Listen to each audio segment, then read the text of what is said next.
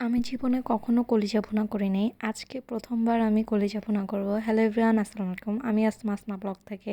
কলিজাগুলো প্রথমে সেদ্ধ করে নিয়েছি। এটা তো সবাই জানে, অ্যাজ ইউজুয়াল, এটা বলার কিছু নেই। তারপরেও বলে দিলাম। তারপর ভালো মতো পরিষ্কার করে নিছি। আর যা যা লাগবে, প্রথমে কড়াইটা গরম করতে বসিয়ে দিয়েছি। আর আজকের রান্নাতে আমি রান্না করব সরিষার তেল দিয়ে। তো পরিমাণ মতো সরিষার তেল দিয়ে দিয়েছি। তারপর মশলাগুলো দিয়ে দিব। এখানে ছিল তেজপাতা, দারচিনি, লং আর এলাচ। তেলটা অনেক গরম হয়ে গেছে। এখন আমি দিয়ে দিব বেশি করে পেঁয়াজ।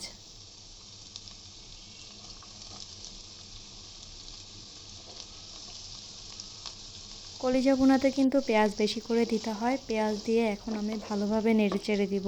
পেঁয়াজগুলো নরম না হওয়া পর্যন্ত এর মধ্যে কোনো মশলা দিব না, আর শুধু আমি লবণটা দিয়ে দিব, কারণ আমি লবণ দিতে ভুলে যাই সবসময়। এখন একটু লবণ দিব, পরে আবার লবণ দিব, কারণ লবণের পরিমাণও আমার ঠিক মতো হয় না। আর ওই দিন বাসায় কেউ ছিল না যে আমি কারো হেল্প নিব। তো যাই হোক, ফিরে আসি ভিডিওতে। লবণ দিয়ে আমি আবার ভালোভাবে নাড়াচাড়া করব, পেঁয়াজ যতক্ষণ পর্যন্ত লাল না হবে। একেবারে লাল না, মানে পেঁয়াজটা একটু নরম নরম হবে। এই যে অলরেডি কিন্তু নরম হয়ে গেছে। এখন আমি আদা, রসুন, জিরা এগুলো সব ব্লেন্ড করা একসাথে এগুলো দিয়ে দিব। আমি আবার ভালোভাবে ভেজে নিব, যাতে আদা রসুনের যে কাঁচা স্মেল সেটা যাতে না থাকে। আমি অনেকক্ষণ ভালোভাবে বেজে নিয়েছিলাম, ভিডিও করিনি। তারপর হলো লাল মরিচ দিয়ে দিব।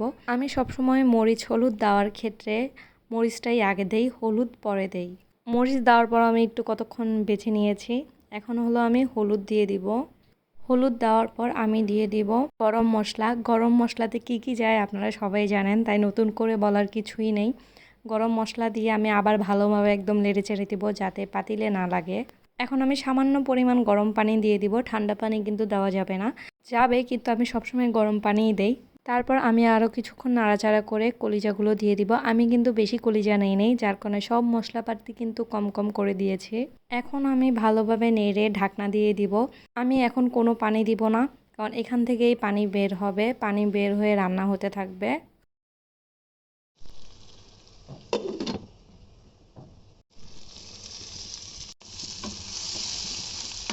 যেহেতু আমি প্রথমবার লবণ কম দিয়েছি, এখন আমি পরিমাণ মতো লবণ দিয়ে দিব। আর আমি সবসময় গরুর মাংস, হাঁসের মাংস বা যে কোনো মাংস রান্না করার সময় মাঝখানে একটু পেঁয়াজ দেই। তো আমি সেম এটার মধ্যেও পেঁয়াজ দিয়ে নিব। বেশি না, সামান্য পরিমাণ পেঁয়াজ দিয়ে নিব।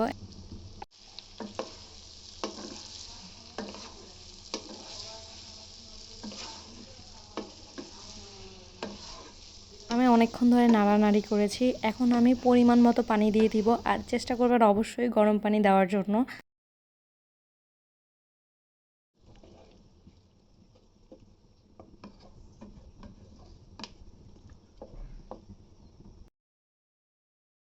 গরম পানি দেওয়া শেষ। এখন হলো আমি কিছুক্ষণের জন্য ঢাকনা দিয়ে দিব।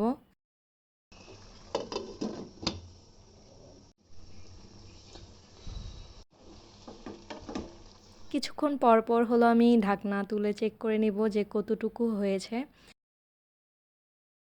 এই যে আমার রান্না কিন্তু প্রায় শেষের দিকে। আরেকটু পানি যখন কমবে আমি দিয়ে দিব গরম মশলা।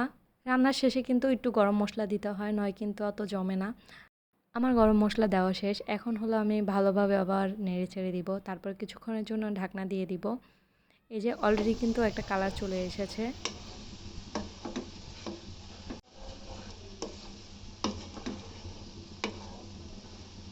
আমি একটু খেয়ে দেখেছি যে লবণ কম হয়ে গেছে, এজন্য আমি আরেকটু সামান্য লবণ দিয়ে দিচ্ছি। আপনারা লবণটা নিজের মতো দেখে নেবেন, বা আমি জানি অনেকেই রান্না পারেন।